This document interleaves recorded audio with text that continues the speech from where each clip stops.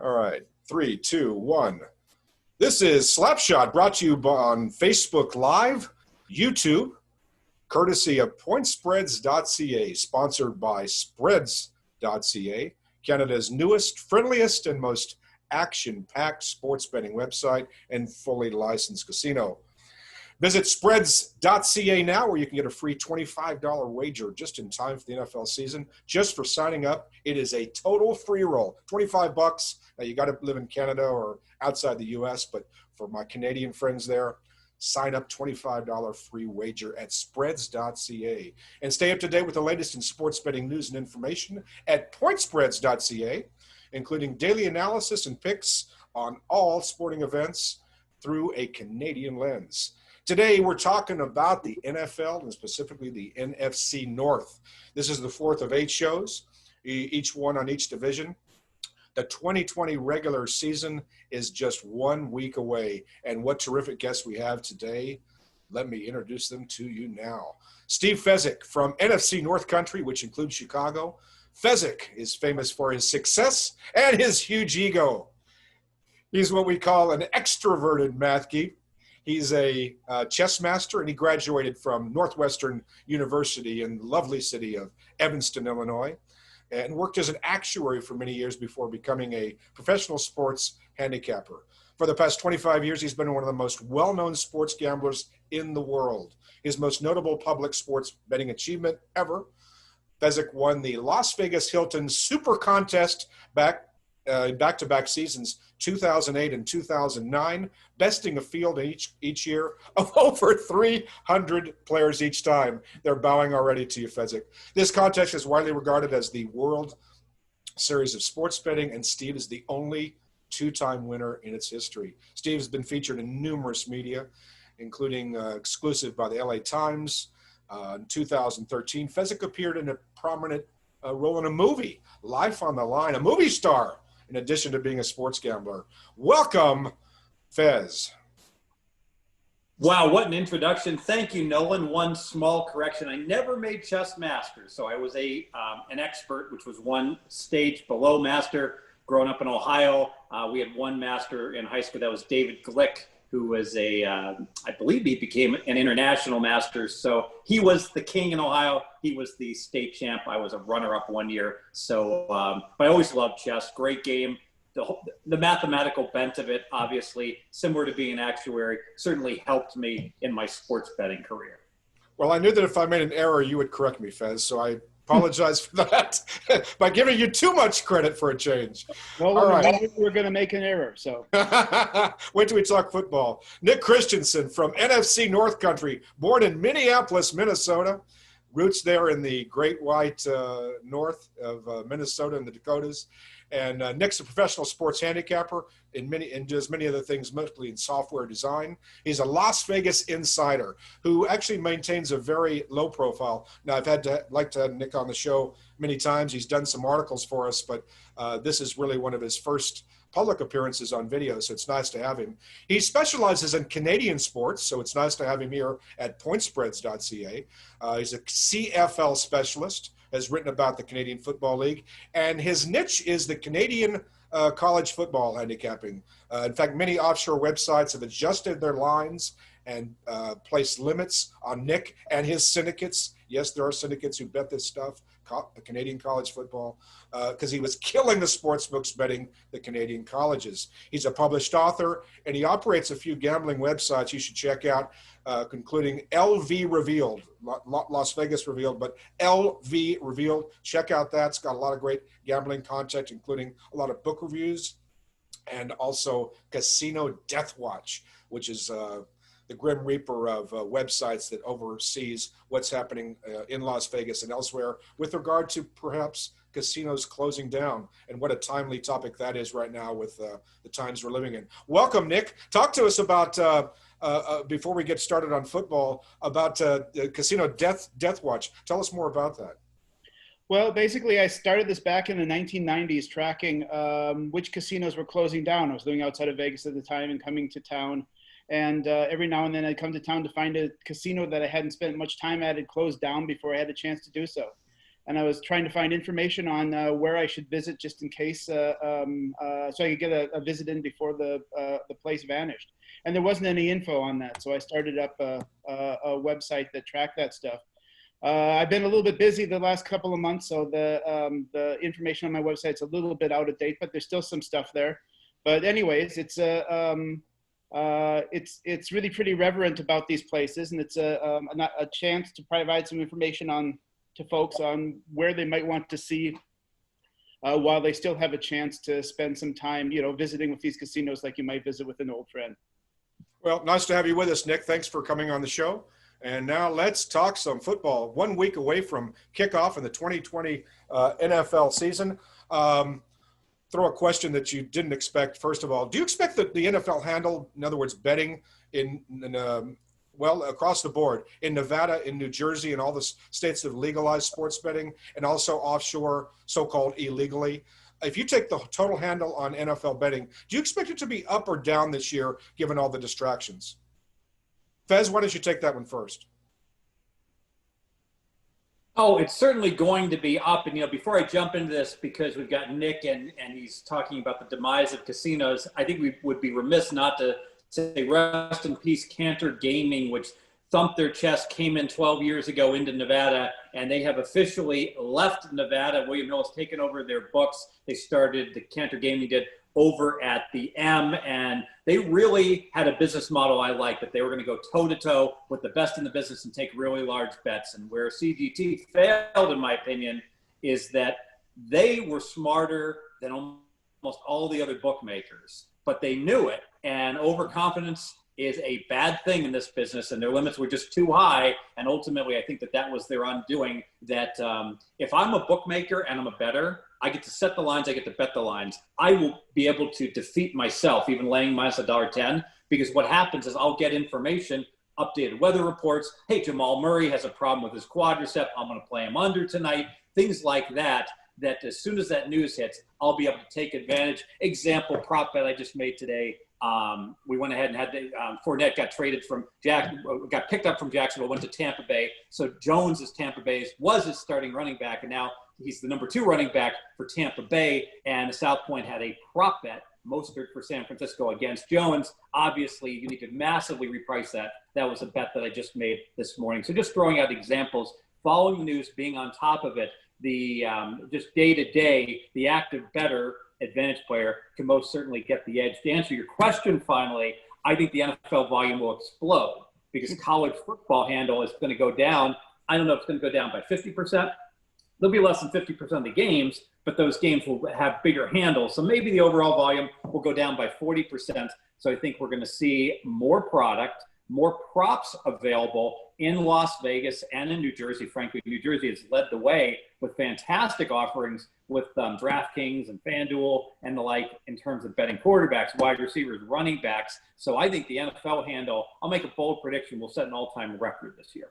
Wow. Nick? I don't know if it's going to set an all-time record, but I agree that if it was a non-COVID world, the sports handle would be up this year from last year just because of the expansion of it and because of expansion of props and because these jurisdictions that have just opened up have more experience now and are going to do a better job of appealing to their customers. Fezzik is also absolutely correct about how the college handle is going to affect the pro handle. And so I think it is going to go up for that reason. One of the issues is it going to go up, per game, and just how many games are we going to end up having this season? I have absolutely no idea. I mean, I'd like to think we can get a complete season in, since it looks like after some false starts, baseball has gotten its crap together, and maybe the NFL can learn from that. But we just really have no idea what's going to happen that way, and a lot of crazy things can happen between now and the close of the season. It still wouldn't absolutely shock me if they don't give the Lombardi trophy to the last team that can field 20 players. Wow. Bold predictions indeed from both of you. So let's get into the 4 teams in this division. The Bears, the Lions, the Packers, and the Vikings in the NFC North. If you're watching us live on Facebook, feel free to type in a question, and we'll do it what I call the halftime part of the program I'll read any questions you have for our guests, Steve Fezzik and Nick Christenson. So go ahead and type in a question there, and we'll get to that in a minute. And let's start, gentlemen, if we can. Let's start with the Chicago Bears. Fezzik, I want to thank you for coming on my show about a week ago or so, and you basically handicapped the entire card of teams. But we didn't really get into each specific team, and you were really eager to do this division. So now we're going to talk about your Chicago Bears, projected win total of 8.5. And look at the juice on the over on this at spreads.ca. It's minus 160. A lot of people liking the over on this team. What do you think, Fez? I think something is wrong with your line, Nolan. You got a bad line there. That just simply can't be right. If it is right, I want you to go to Canada. It is right. It is right as of last night. It is right. Because the market number of the Bears is 7.5. So if that is indeed the case, I want you to get on a plane. And I want you to bet under 8.5 plus $1.30 for 10,000 and kick me a piece of it, because I don't know how that number can possibly be right, because I've got like every market number within a decimal point. So I bet the Bears under 8, which is a good number. The Bears went 8-8 last year, so why shouldn't they be 8-8 again? They really haven't made any significant changes, and if anything, Foles, small upgrade over Trubisky at quarterback. But the problem is the Bears didn't really win 8 games last year. The Bears won 6 games. I know the record says they were 8-8, and even some of their stats say they were just a slightly below average team. They gained 4.7 yards per play, give up 5.1, so slight negative. But the Bears got 3 games over the course of the season that skewed their entire season. They got to play Detroit twice with their 2 backup quarterbacks, Driscoll and David Blau. Both those games were close. Detroit was in both those games late, but with those stiffs at quarterback, Detroit lost both of them.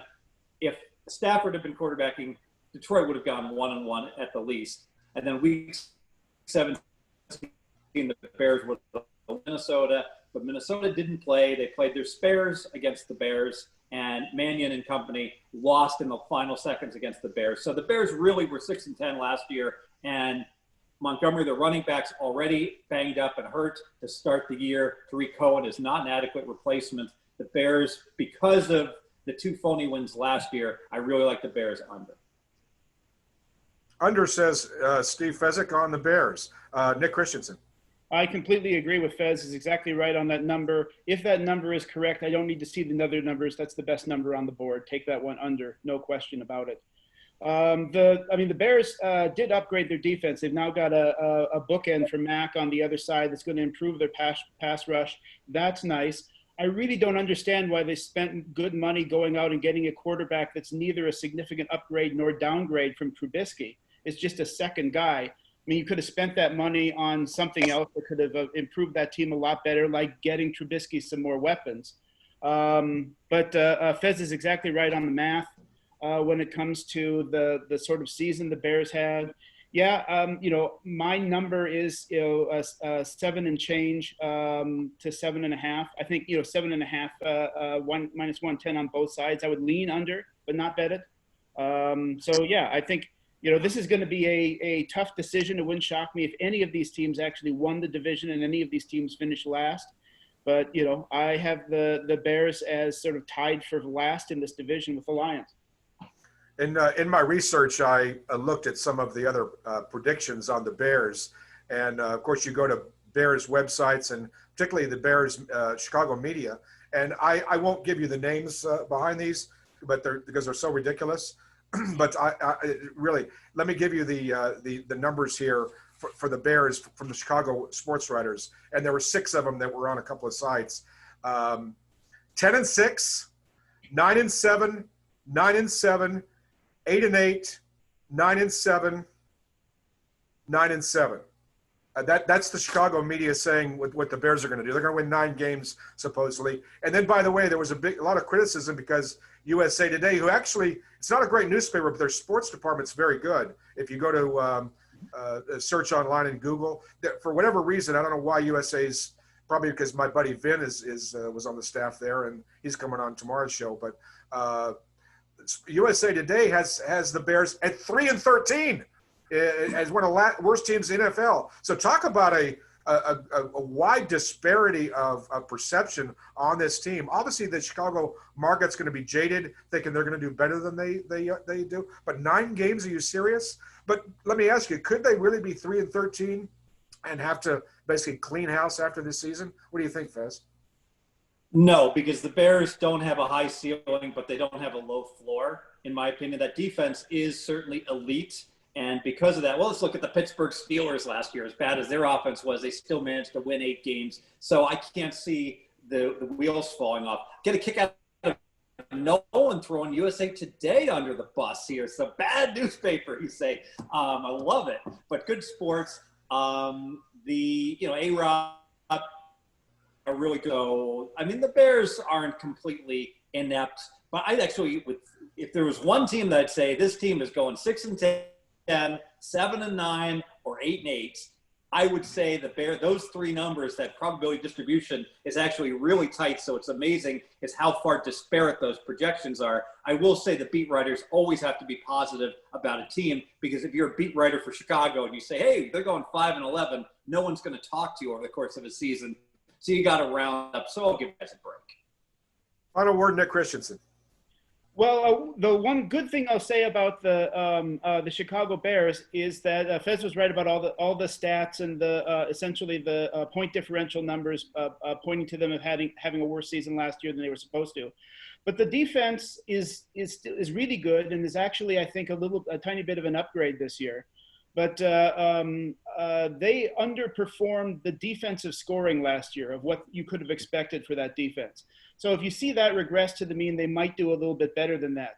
But it really bothers me to be agreeing with Fez, but he's exactly right about how tight that distribution is on their wins. Even at laying enormous juice, betting over 3.5 wins is a fabulous bet. Betting under 10.5 wins, or even 8.5 wins with plus juice, my goodness, it's a fabulous bet. I mean, they're going to finish near a 500 or barely sub 500 team, and I'd be really shocked if they deviate too far from that. Well, gentlemen, I had you on this show to fight, to disagree. Lions and tigers and bears and cats and dogs, and you're agreeing so far. And then we'll fight. Well, when you're right, and I certainly agree with your consensus there on the Bears going under that total. Let's talk about the Detroit Lions now. I believe I have this number right. Let's hope I do. 6.5 is the Lions total there, jaded to the over at -130. Just an absolutely horrid season last year in 2019 for the Lions, who went 3-13, largely because of Stafford's injury at quarterback, and they were just riddled with injuries up and down the line. Projected a little better this season, but it looks like, based on the season win total, a lot of people think this will be a last-place team. What do you think, Fez? Yeah, they're not going to be a last-place team. Blue Horseshoe loves the Detroit Lions. And I concur. I mean, well, look, it's interesting. Take a look at the Week 1 spread, because the Lions are not going to have any fans. So they're not going to have much of a home field advantage. They're hosting these Bears. So how much are the Bears laying in this game, with the Bears having a significantly higher season win total? Well, they're not laying. The Bears are getting 2.5. You could even get Chicago +3. Think about that. When was the last time you saw 6.5 to 7 Lions be favored against a team that's supposed to be a 500 team? And the Week 1 bettors, the sharp bettors, have tipped the hand. They're telling you that these Lions are way underrated, and I agree. The Lions last year, and amazing. By the way, I'm doing all this from memory, so if I make a mistake, bear with me. Lions played 12 close games, 1-score games. They won 3 of them. So if things had evened out as they should have, the Lions should have won 6 of those games. They should have been a 6-10 team. But the problem is that if you look at the Lions, with Stafford, they were a 500 type of team, 3-4-1. Should have won the Arizona game. But 3-4-1 the first half of the year, then 0-8 with Driscoll and Blau. So if the Lions should have won 6 games with these 2 stiffs at quarterback, who were horrendous, especially David Blau, then certainly if Stafford played the entire year, their expected win should have, they wouldn't have won 8 because they were losing some close games. But given that they were an 8-win team last year, they're certainly no worse this year with Stafford and the like. So, they lose Darius Slay. But if, you look over the bulk of the, the Lions have really good wide receivers. They upgraded at running back, bringing in Swift. So now Kerryon Johnson was hurt last year, so they were really banged up at running back. and now that's a point of strength, although I do believe Swift is injured to start the year. Bottom line is Detroit is a bye team. I think I hate about this. It's personnel, and you crunch the stats, and it seems like you always land on coaches you hate, and you're betting against coaches you like, because I don't like Patricia at coaching at all, so I'm not making a big bet on the Lions. So 2 bets, the Lions over 6.5, and I'll say this, week 2, the Lions are playing at Green Bay, and that line's 6.5. Well, it's 6 right now. Last year, the Lions were at Green Bay, and they were cutting in line to bet the Lions +4, and the Lions sucked last year. And Green Bay went 13-3, and the sharp bettors were taking 4 at the Lions. Well, Green Bay is going to be worse this year, and Detroit's going to be better this year. So it is crazy that line is 6. It's actually 6.5 right now. William Hill, I want to use a line. Alan Boston in the book The Odds, a great gambling book, talks about a line that's just so ridiculously wrong and stupid. He's like looking at it on the screen, and he's saying, why isn't the entire world hopping into their Corvettes and driving to the MGM Grand to bet Fairfield +27.5? It makes no sense. Well, in this case, why is there not a convention of sharp bettors? Nick, why are you not at William Hill betting +6.5 week 2? Because they cut him off. Go ahead, Nick. Well, I largely agree with your analysis on the Lions. I'm not quite as bullish on them as you are, but they shouldn't be any worse than they were last year, at least assuming and when they're at full strength. I mean, I'm doing this from memory as well, but my recollection is when Stafford was healthy, especially in the back half of the year, he was actually pretty good, and that offense was nothing to sneeze at. They've completely rebuilt their defense here, and so it ends up being a pretty high variability team, unlike the Bears, where if that defense gels, this could be a really good team, and they could be 9-7, and it's possible, it's not unimaginable to win the division at 9-7 or 10-6 this year. So that's a plausibility. If that defense doesn't gel, and Stafford shows even the slightest regression over the times he was playing well last year, this team could absolutely collapse and could be a 4-win team. So the variance makes me a little less reluctant to bet this. But yeah, I've got them as again, just over 7-win team. So I think they're better than the market seems to, but not quite enough for me to get in front of that. I'm about to head out here to William Hill to go bet a bet. I won't say which one, but let's just say it has something to do with the Packers in week 2. Wow, excellent. Good information there, gentlemen. I love it. I'll just say that no one has ever gone broke betting against the Lions. They always seem to be the Cleveland Browns North. This is their year. This is the year they're going to finally turn it on. And the general manager's always been a problem there. Go through a lot of head coaches. I'm surprised, though, that at Fezzik's criticism of Mike Patricia, I think it's a little too early to tell, whether he's the fit there. It's hard to say, you could get Vince Lombardi out of the grave to come back and coach that bunch, and I'm not sure, they're going to be any better than certainly the Vikings or the Packers in that division. But 6.5, you both like the over. It looks like you lean slightly to the over there, and if you've got the Bears under, maybe that's something to look at as well. By the way, let me lean into another question before we go to our what I call our halftime portion with questions. Whenever you like a certain team to go under a total or not have a good season, that should actually sway you on the other teams in the division, right? Because you have the common games of being opponents. Would you agree with that? I would. So when you look at a strength of schedule that you're looking at each team, I've got them all up in front if you want to ask me about any specific ones.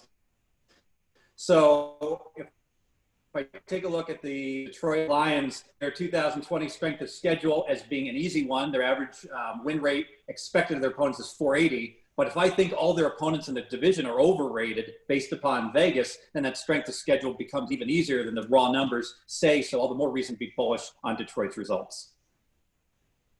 Any final words, Nick? Yeah, that's exactly right. I mean, basically, when you're determining win totals, you've got a power rating for each of these teams, and you're determining how strong they're going to be against each other. If you're not basing this on last year's win records if you're doing it right. I think overall, that the NFC North this year is going to be a significantly weaker division than it's been the last couple of years. And so, that makes me, like the the Detroit Lions total, and that absolutely figures into my notion that you ought to at least lean over. All right, good, gentlemen. Thank you for the analysis of the Detroit Lions. Let's take a break now. We have 2 teams down and 2 to go. This is the halftime portion, brought to you by Pointspreads.ca and Spreads.ca here. We're going to take some questions from people who are watching and listening live on Facebook. So let me change screens here if I may, and we'll get to those questions in just a second here. Trying to basically juggle balls and open wine and have a party here all at the same time. Anyway, let's look at the questions in just one moment. Okay, gentlemen, thank you for joining me. And we have some questions, it looks like, from at least 2 or 3 viewers.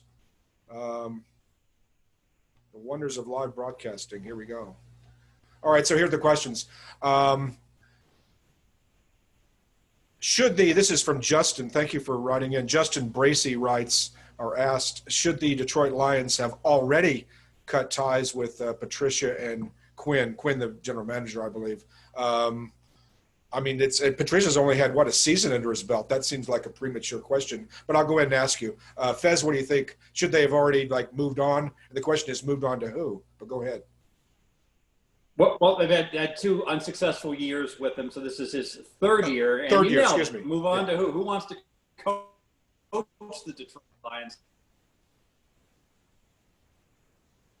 And it's a valid question. I have a theory, a Rust Belt theory, that there's certain cities that are really up against it. The Cleveland Browns, the Buffalo Bills, the Detroit Lions. Because if you're a free agent or you're a coach or you're on a coaching staff, what cities would you least like to live in? Nolan Dalla, let me ask you this. You can move to Detroit or Cleveland, and I will pay you 30% more. Will you move? Well, right now, yes. You stepped into that one. Anyway, I get your point. I didn't mean to step on your point. Yeah. I would say most people, if I'm a free agent and I can get $6 million and live in Denver, or I can get $7 million in Detroit, I'm going to play for Denver. All right. Yeah. Now, if you pay me $10 million, all right, I'll play for Detroit. But I'm saying there should be a premium, and I get it. Some people say, hey, the Vikings and the Packers don't seem to have a problem. The Steelers don't have a problem. Well, Pittsburgh has a history of winning, and there's plenty of big offensive linemen that love hunting and fishing that live in Minnesota, but there's just not a lot more England or live in Buffalo and Detroit. All right, so we have a little bit of technical problems there on Fezzik's end, but I hope you got enough there through the dust to understand. Thanks, Fez. What do you think? Same question to Nick about the general manager and coach of the Lions. Yeah, I mean, here the bottom line is, in general, football teams are too quick to pull the trigger on coaching staffs. I mean, the rapid turnover hurts you more than hiring the wrong coach does generally. And also, as Fez points out, it sets up a bad culture there that people want to go away from. And to have to pay a premium to get people to come to your city is a real problem in the salary cap sport. It's costing you extra money to sign the same guy. And that means for the same dollars, you've got a worse team. And that's a real problem. 2 years is way too short a time to give a head coach, even if the trend line is down. The trend line is not favorable on Patricia, don't hire somebody if you're not going to give him 4 years barring a scandal. All right, good. Hollis, thank you for watching. He says, bet the Detroit Lions over. So I know he's a serious football bettor. And there's another vote for the Lions. David Hodson, thank you for writing in. He wrote a really long thing on the Bears. It's very good. Please go to Facebook and check out his comments here. He's obviously a Bears aficionado, and I can't read it all in the air, but essentially he's saying that Nick Foles, who's going to challenge Trubisky in training camp here, I don't think the start has been announced yet by the Bears, but Nick Foles essentially had a stretch of games, 3 or 4 games with the Eagles, where won the Super Bowl and had an amazing career month basically. But other than that, he's been a marginal to underperforming quarterback. So why Nick Foles is kind of what he's asking, and is he going to take any snaps for the Bears this season? Well, I think Foles should be favored to be the starter for Chicago. Maybe not week 1 because of COVID issues and not getting enough practice time. But I have Foles, I think from memory, my 23rd quarterback. Trubisky, my 30th best quarterback. Foles certainly has a higher ceiling. I mean, you win a Super Bowl and the like, and his stretch of good games, really good. What people forget in that Super Bowl year, I think there was like a 6-0 game on week 17 when he started. And he was awful in the regular season. He was bad with Jacksonville. So I've seen more bad than good during the regular season for Foles. And if you go back even to like that home run year he had with the Eagles, where he was like 27 touchdowns, 2 interceptions, even including that year, he's nothing special as an overall quarterback. So to think that he's going to be a big difference maker in the first year of the Bear system, I think is a stretch. Nick? Yeah, I agree. I don't have Foles rated as highly as Fez, and I don't have Trubisky rated quite as low. I mean, frankly, I think it's a coin toss between the two. I hate making coaching predictions because I think a lot of these coaches make really bad decisions, and that makes my predictions look bad when they're really very good predictions. But if I had to make a prediction here, yeah, Foles will see some playing time this year. Trubisky will see some playing time because each of them are going to have a really bad game, and the coach is going to want to go with another one until that guy has a bad game. And they're just going to be a lot of bad games that way this year. The only thing the Bears have going for themselves this year is their defense. So they're going to have to go and win games if they're going to win for the ones that they're going to win. Yeah, I mean, Foles did have that great stretch at the beginning of his career. Fabulous. He had the Super Bowl run. You look at the rest of those statistics folded in there. He's a turnover machine. After that first year, he's been a mess that way. And both of these quarterbacks are going to look bad because they don't have a lot of good weapons to deal with. Yeah, it's just going to look messy, and I don't trust the coaching staff enough to stick with somebody and try to ride this thing through and turn the team into a good offensive team, or at least respectable offensive team, and then not mess with it when I get there. One disagreement I have with Fez is it's still fairly young for Trubisky. At this point, Foles is fairly aging. We've seen what we're going to get for him. I think Trubisky does have more upside, but I'm not confident he's going to achieve it. All right, very good. I wish we could ask more questions. I've got some more, but we've got to move on to the other teams. So thank you for those of you who posted questions to Nick and Steve. Please join us tomorrow or one of the other shows, and we'll try to get more questions in on the next show. Let's move on to the Green Bay Packers. This is the team that won the NFC North last season, went 13-3, and 13 wins. That's pretty remarkable. And then they're only projected at 9 wins here. I think I've seen some 9.5s at some other stores. But there at spreads, it's 9 jaded to the over minus 120. Fez, what do you think about the Packers? Yeah, you're spot on. There were some 9.5s, and now there's some 8.5s because Blue Horseshoe hates the Green Bay Packers, and I agree. They won 13-3 last year, the Packers did, but everything broke right. So their defensive acquisitions, they picked up the Smith brothers, specifically Zadarius.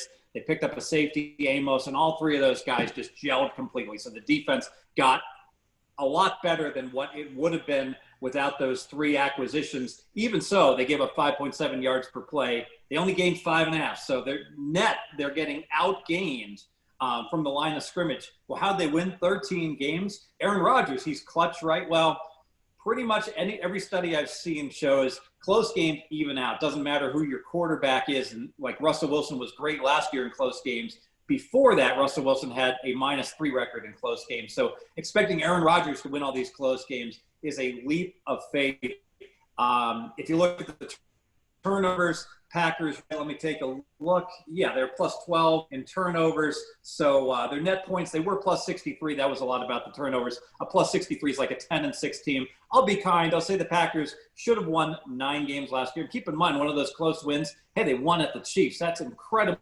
impressive. Beating Matt, okay, it's still a good win, but you didn't beat Mahomes. You beat Matt Moore.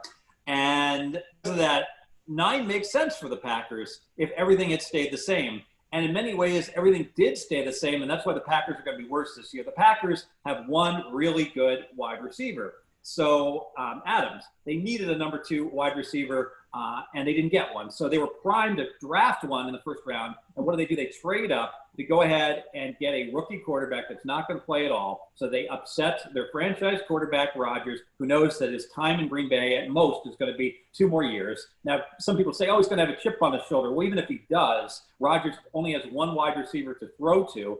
And I can absolutely see him responding negatively and airing it out with being upset with the coaching staff. And then the second round, they take a running back out of Boston College that's much more of a mutter and not even a guy that's good at passing catches. So if I'm Aaron Rodgers, I'm like, wait a minute, you want to run the ball and you don't want to give me any weapons. I would be very upset. I think the defense, even though they made some strides last year, doesn't have the acquisitions this year to improve.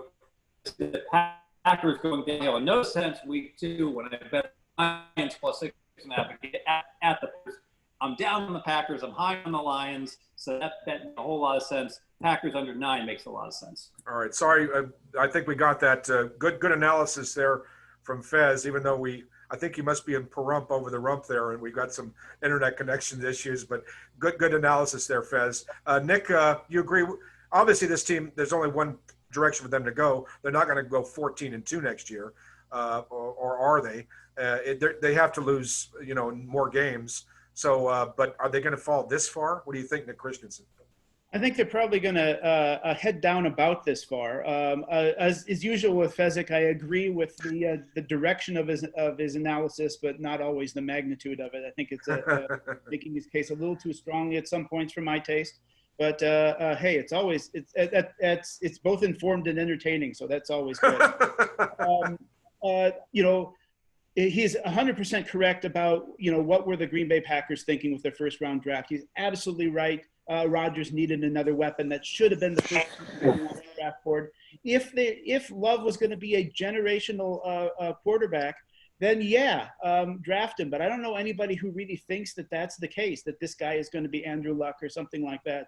So, what were they doing? I think they did piss him off. I don't know how much is going to really affect him on the field. I think that's definitely tend to get exaggerated. And I like this new back that they picked up a little bit better than Fez does, in that he even though he's just a big guy, he does have surprising speed, and I think he can be effective in their new spread style offense, whatever this sort of hybrid thing is going to end up looking like. But it is new offense. Aaron Rodgers is not getting better as a quarterback. I mean, he's still very, in the upper echelons. A vast majority of teams would commit felonies to get him and put them on their roster. But we've got to express that he's going to be expect that he's going to be heading downward. I'm not really impressed with the moves that they made on defense. 9 shaded to the over seems about right to me. I've got them as the favorite to win the division, sort of just ahead of the Vikings, which we'll get to in a moment. But I think this number's about right. Yeah, I think they, just because of the competition in the division, I think they sleepwalk their way to a 10-6 season.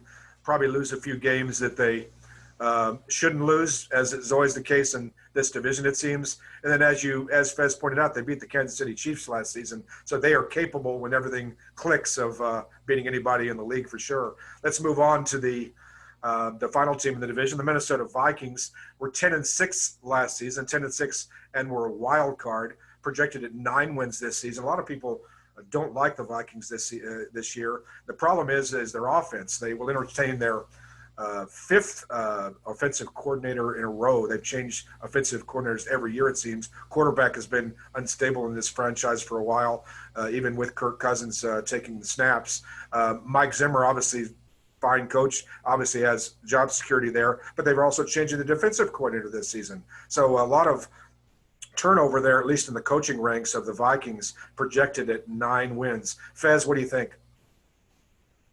Yeah, and I'm going to lean under on the Vikings. One thing before we let go of the Packers, I want to mention a lot of teams, Nick said, would love to have Aaron Rodgers, and I agree with them, but I think they're wrong to want him. Aaron Rodgers is not a good quarterback anymore. And I know I'm on an island here, but you look at his QBR statistics the last 2 years, 16th and 20th, an average quarterback. if you look at some of these next-gen stats in terms of expected completion rate versus his completion rate, Rodgers ranks 27th and 28th in the league the last 2 years. He's thrown for less than 7.5 yards per attempt the last 5 years. So Rodgers, way overrated. I don't even have him as a top 10 quarterback. As far as the Vikings, lean under 9. You nailed it. You got some coaching staff changes. It's a COVID year. You don't want lots of changes. And look at that defense. Look at all the changes they have in the line. They go ahead and have they lose 2 nose tackles. They pick up Pierce from Baltimore. He opts out. They lose Everson Griffin, an awesome lineman. They do pick up a nice pickup in Ngakoue. I'm sure I mispronounced that, from Jacksonville. But they lost 3 cornerbacks as well. So that defense not nearly as good. 15 draft picks for the Vikings. That's going to take a while for these guys to integrate. Maybe we'll bet on the Vikings the second half of the year. I do like Zimmer, 62% lifetime against the spread. Think about how good that is. So I hate betting against Zimmer. So I'd say bearish on the Vikings first half of the year. Maybe they turn it around then with all those draft picks second half of the year. Nick? Well, first, going back to the Rodgers thing, I absolutely agree that he is overrated by most fans right now. I mean, he's definitely on the has been playing on the backside of his career. Could he turn it around with another team, or even here? It's entirely possible. But I do not have him in my top 5 quarterbacks. I have him sitting around 10th, but that still means over half the teams in the league would be better off with him than who they've got sitting there. So it's somewhere in that sort of range.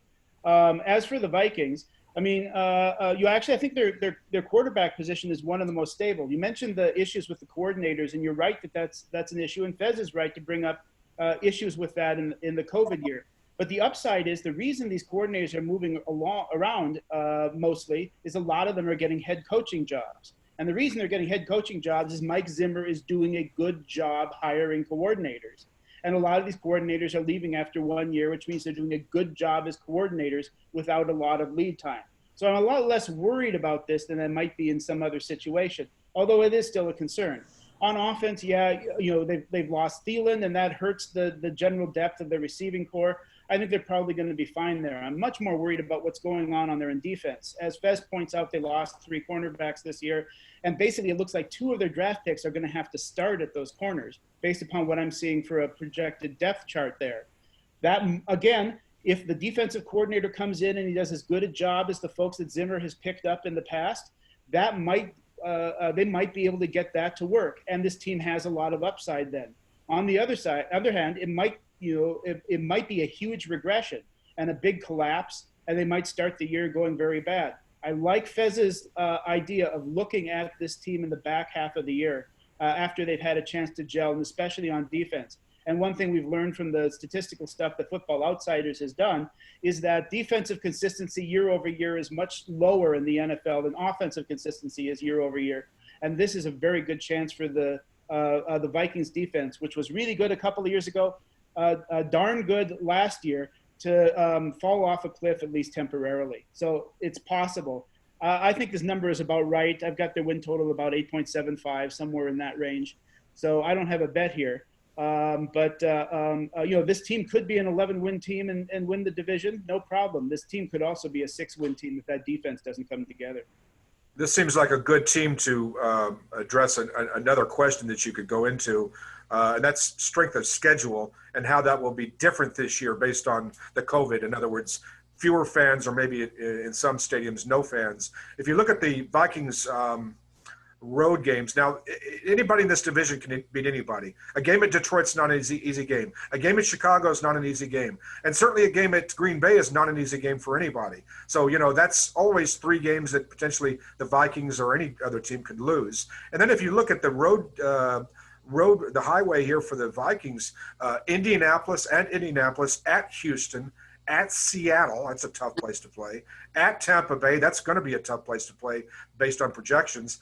And at New Orleans, that's always a brutal place to play. However, no fans in those stadiums maybe. So how does that change the perception of the road difficulty, strengths of schedule? Fez? I could probably write a book on this by now, but you're right. The no fans to start the year in the vast majority of stadiums, 3 exceptions, Kansas City, Miami, and Dallas. Now, Kansas City and Miami, I think 20% approximately capacity. Dallas has not let us know yet. Now, things could change over the course of the year, but bottom line is we're not going to have many fans in the stands. Who is this going to hurt the most? Well, I would argue the Vikings are one of the three teams. The Vikings, New Orleans, and Seattle. Why those three teams? Well, those are the three teams that I think have the largest crowds and the largest crowd noise. Now, some will say, well, wait, Green Bay has an awesome home field advantage, Fez. True, but it's not the crowd noise. Green Bay has a really funky grass stadium that's different than other stadiums, and that's why they have a bigger edge, I believe. So conversely, look at some teams with crappy home fields. The Chargers, Jacksonville, the Redskins, the Washington football team. Those teams all love a COVID year because they have no fans anyways. They're not getting a crowd noise advantage. In fact, for the Chargers, it's the Denver Broncos and the Pittsburgh Steelers fans that take over their stadium. But now, when they go on the road, they don't have the hostile environment, so it benefits those teams. So that's a quick primer, I guess, on what I'm looking at for home field. I do want to mention, Nick brought up a great point. So Diggs leaves for Buffalo. So the Vikings right now are dangerously thin at wide receiver. Unproven rookie Justin Jefferson and Adam Thielen. Adam Thielen was hurt a lot last year, and Adam Thielen the year before was really good the first half of the year, and then he was not good at all the second half of the year. So Thielen is right around age 30. He's fallen off the last 2 years. All of a sudden, if Adam Thielen's your number one and he might not be healthy, Kirk Cousins does not handle change well. This could be a major problem with the Viking offense. Nick?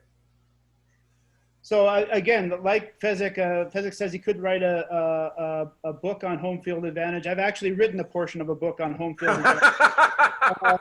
Bang! Take the pot, Nick Christenson. I am outside of most of the mainstream, whereas I think that crowd noise and things like that have much less to do with home field advantage than almost everybody on the planet believes. So yes, indeed, I'm not going to say that there's no effect. I think that effect is smaller than any other serious handicapper that I've ever met.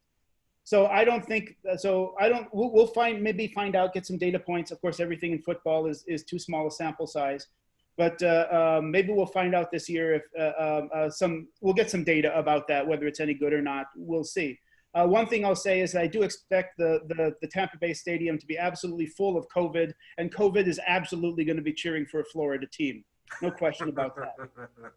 But in any case, it's going to be travel stuff. And I think that home field advantage may actually go up this year because travel might be more difficult trying to go deal with the COVID situation. And if the travel situations are more difficult, that's going to be harder for the road team. So, home field advantage has been cratering in the NFL over the last 2 decades, just absolutely going down. Right now I'm assigning 2.5 points for home field advantage for just a regular game. If anything, I think that's probably too high. But like I said, it's been trending down. Let's see if it blips back up. Again, it's going to be a really small sample size. I don't know what's going to tell us, but that might be something to keep an eye on in the COVID year. Excellent. All right, gentlemen, let's wrap up the show by broadening the discussion beyond just the NFC North, which you've analyzed very thoroughly, giving us some really good betting advice. Let's talk about what's going to happen if we get to a Super Bowl in early February. Let's hope we get through a whole season. And assuming we're there and we're all on the private jet heading to the game, what 2 teams are we going to be watching? And then in your same answer, I'd like you to project who do you look for as one of the dark horses? There's 32 teams in the NFL, and there always seems to be one team that just comes out of nowhere that a lot of people don't that underpredict or don't see coming. So give us your Super Bowl projections and winner, and also the dark horse team of 2020. Fez, you get to go first. All right, so Kansas City is going to win the Super Bowl again. They're going to beat Dallas 35-24. Kansas City is underrated. Why are the Chiefs underrated? Well, last year, Mahomes had 2 key injuries. The kneecap injury where he missed 3 games. I spoke about the loss against the Green Bay Packers. Well, they lost 2 games at home against Indy and Houston where Mahomes was limping around when he got his ankle stomped on as well. I'm not saying they're going to win. They would have won both those games, but certainly we saw how good Mahomes is at bringing Kansas City back from deficits late when he was fully healthy. Tyreek Hill, the cheetah, he missed 4 games, really 5 because he left a Charger game in the first quarter. So the stats on this team offensively, I would argue, are depressed. Kansas City was actually better, and they go ahead and pick up an awesome running back from LSU and Edwards-Helaire, so that helps their running game. And I think their defense is underrated. Under Spagnuolo, it got better and better over the course of the year. There's a reason Kansas City won 9 straight games and covered them all on the back end of the year. This team was massively undervalued. And when you think about it, you've got Patrick Mahomes. How can a team with Patrick Mahomes be undervalued? Well, Vegas doesn't lie. If you look at that point spread record, how fantastic they were, exceeding expectations. So Kansas City to repeat. Why Dallas? Well, you know, I look at the stats of Dallas, and they're just so good. And offensively, 6.5 yards per play, and Dallas should have won 10 games last year. I'm not a big McCarthy fan, but I thought Garrett was a really bad coach. And sometimes when you're just losing all your close games, I think Dallas went 0-5 last year in the close games, losing games like to the Vikings and the Saints and the like that certainly were winnable, and one horrible, first half against the Jets. I could see Dallas having a really, really high ceiling. I have Dak Prescott as easily a top 10 quarterback. So a whole lot to like. Continuity on the offense, 3 great wide receivers. They bring in some question marks on defense, guys that could be high impact guys. If they hit home runs with them, the defense becomes slightly above average. If that's the case, Dallas heads to the Super Bowl. And as far as my sleeper pick, I'll take the Steelers. Steelers have an elite defense, and Truitt was injured for 10 games last year. He's back. That defense could be every bit as good.